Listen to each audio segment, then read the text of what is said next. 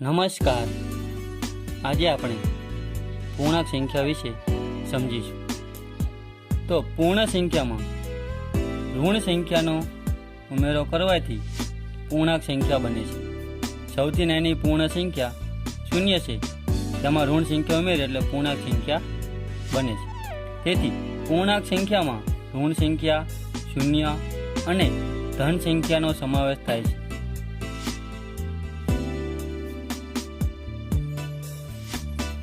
પૂર્ણાંક સંખ્યાને capital Z વડે દર્શાવવામાં આવે છે. તેથી ઝેડ બરાબર સગડિયા કૌંસમાં -3 -2 -1 0 1 2 3 એમ અનંત ધન સંખ્યા, અનંત ઋણ સંખ્યા અને શૂન્ય આવે છે. પૂર્ણાંક સંખ્યામાં સૌથી નાની સંખ્યા કે સૌથી મોટી સંખ્યા મળતી નથી, કારણ કે આ બાજુ જઈએ તો પણ અનંત સુધી આવે છે અને જમણી બાજુ જઈએ તો પણ અનંત સુધી આવે છે. તેથી મોટી સંખ્યા કે નાની સંખ્યા મળતી નથી. પૂર્ણાંક સંખ્યા અસંખ્ય છે, એટલે કે પૂર્ણાંક સંખ્યાને ગણી શકાતી નથી. સંખ્યા રેખા પર પૂર્ણાંક સંખ્યા જોઈએ તો અહીં સંખ્યા રેખા આપેલી છે. તેમાં શૂન્યની જમણી બાજુ ધન સંખ્યા છે, ધન પૂર્ણાંક, અને શૂન્યની ડાબી બાજુ ઋણ પૂર્ણાંક છે.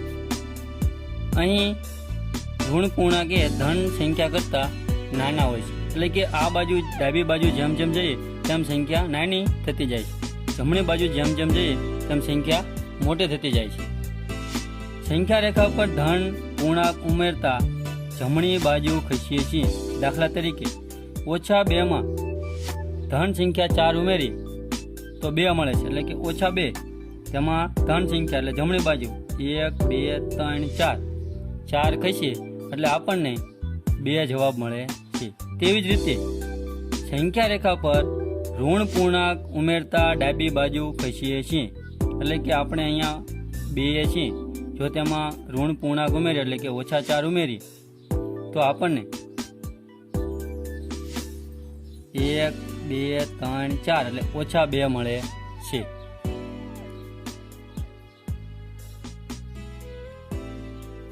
તેથી 2 માં -4 ઉમેરતા -2 મળે છે.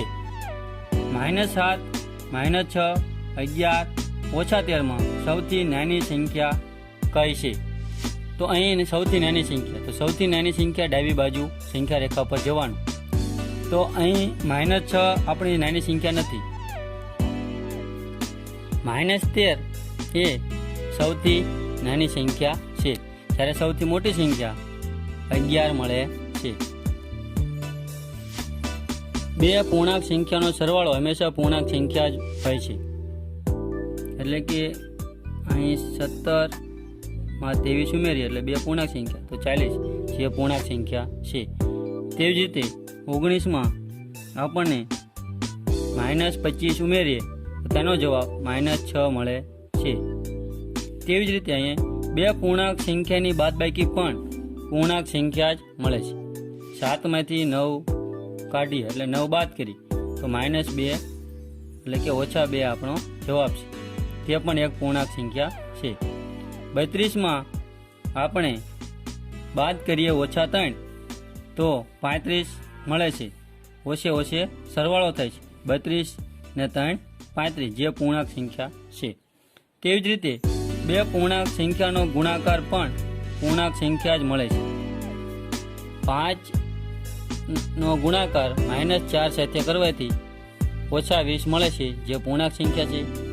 3 નો 5 સાથે ગુણાકાર કરો 3 × 15 તે પણ એક પૂર્ણાંક સંખ્યા જ છે.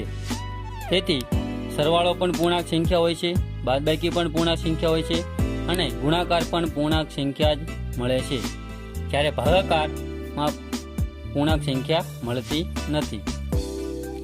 2 પૂર્ણાંક સંખ્યાનો ભાગાકાર હંમેશા પૂર્ણાંક સંખ્યા મળતો નથી. દાખલા તરીકે -8/3 તો આપણને -8/3 મળે છે, જે પૂર્ણાંક સંખ્યા નથી, પરંતુ આનો સમાવેશ સમય સંખ્યામાં થાય છે. તેથી ભાગાકારમાં આપણને હંમેશા પૂર્ણાંક સંખ્યા મળતી નથી. સરવાળા અને બાદબાકી માટેની તટસ્થ સંખ્યા શૂન્ય છે. એટલે તટસ્થ સંખ્યા અહીં શૂન્ય છે, કારણ કે -8 શૂન્ય ઉમેરીએ તો પણ જવાબ આપણો -8 જ રહે છે. શૂન્યમાં 8 ઉમેરો તો પણ જવાબ 8 રહે છે. તે તટસ્થ છે, કારણ કે 8નું મૂલ્ય અહીંયા બદલાતું નથી. અહીંયા પણ -8નું મૂલ્ય શૂન્ય ઉમેરીએ તો તેમાં બદલાતું નથી. કે શૂન્ય બાદ કરીએ, 37માંથી શૂન્ય બાદ કરીએ તો પણ 37 રહે છે. એટલા માટે સરવાળા અને બાદબાકી માટે તટસ્થ સંખ્યા શૂન્ય છે. ગુણાકાર માટેની તટસ્થ સંખ્યા જ્યારે 1 છે. ગુણાકાર માટેની તટસ્થ સંખ્યા 1 છે. -3 ગુણ્યા 1 તો -3. અહીં -3 સાથે 1 ગુણીએ તો પણ જવાબ સંખ્યાનો ગુણાકાર છે 1 સાથે તે જ રહે છે. 1 ગુણ્યા 5 કરો તો પણ 5 રહે છે. 7 ગુણ્યા -7 ગુણ્યા 1 કરીએ તો -7. 1 ગુણ્યા 8 કરીએ તો 8. તેથી ગુણાકાર માટેની તટસ્થ સંખ્યા 1 છે. સરવાળા અને બાદબાકી માટે તટસ્થ સંખ્યા 0 છે. તો આજે આપણે પૂર્ણાંક સંખ્યા વિશેની સમજ મેળવી.